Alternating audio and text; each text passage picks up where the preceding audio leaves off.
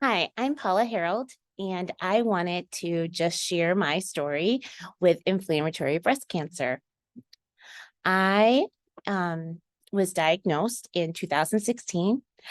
It was a little bit of a complicated diagnosis, I think. I started showing signs of something was not quite right in July, and remember it really clearly. Of 2016, I was volunteering at my church for Vacation Bible School, and my right breast was swollen. It was hurting.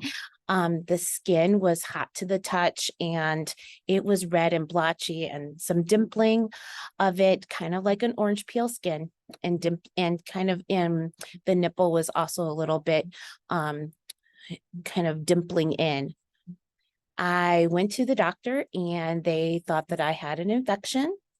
They put me on a round of antibiotics, and at the second round of antibiotics in August, things were just getting worse, not better. So I was sent in for my first kind of like testing. And one of the things I did was a skin biopsy, and that led them to do more. I had a breast MRI, I had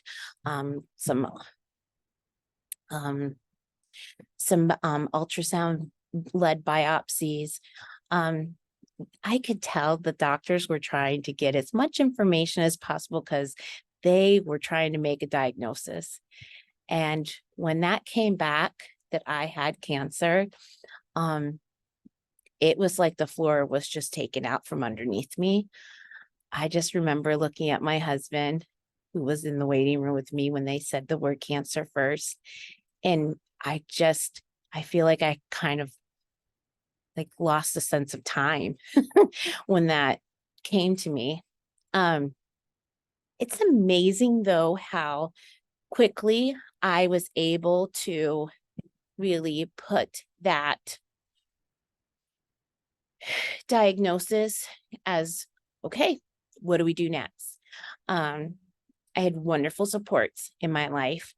And my children were still in school, and I wanted to see them graduate. I wanted to see them graduate high school. I wanted to be there. And it seemed like this was a death sentence.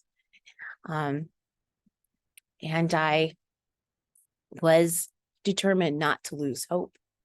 So I was put in contact with inflammatory breast cancer um, support group and the IBC network led by Terry Arnold.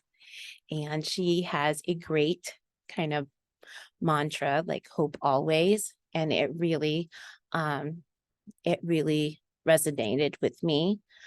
My church family was wonderful. I even had a church family member tell me of a great um, surgeon and oncologist in our local area. So that is how I got to go to in the area that I lived in Florida. I went to Watson Cancer Research, and I used um, a wonderful oncologist there, Dr. Malaparthy, and I cannot thank her enough. I got the right treatment, and I did the chemo first. I had a great friend that sat with me and we chatted every single time I went in for chemo. And it helped me because we prayed through it. I did the double mastectomy and then radiation. And I think that my faith grew so much during that time. There's no other way I could have gotten through it. The IBC network was a crucial part of it too.